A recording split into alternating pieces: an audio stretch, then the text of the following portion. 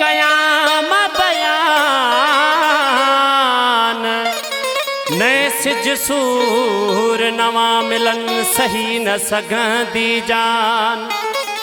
कागज़न जा कबट भरे लिखी कयां मैदान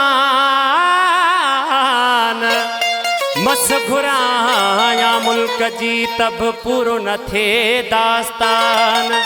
उर्स चवे मरी मां पहुंचा कब्रिस्तान कन मोए खां पोइ एहसान तब दाग न लहंदो दिल जो।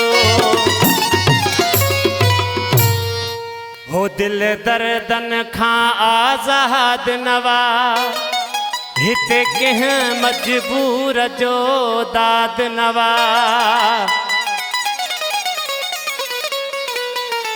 साईं आजिज़ साईं जे कलाम जे लाइ फरमाइश है सुल्तान खान सरगाणी, दोदो खान सरगाणी,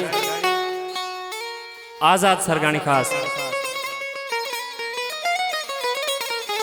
हो दिल दर्दन खां आज़ाद नवा हिते कंहिं मजबूर जो दाद नवा। दिल दर्दन खां आज़ाद नवा हिते कंहिं मजबूर जो दाद नवा। दिल दर्दन खां आज़ाद नवा,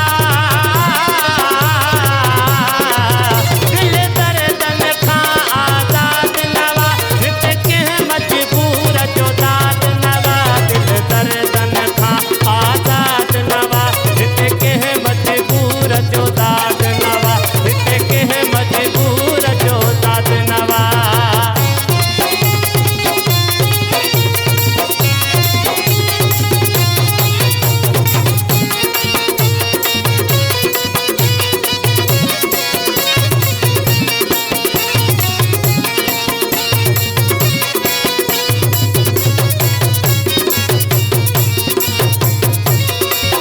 दिल संग दिल वियो आ फासाए दिल कीअं पलियां को समझाए।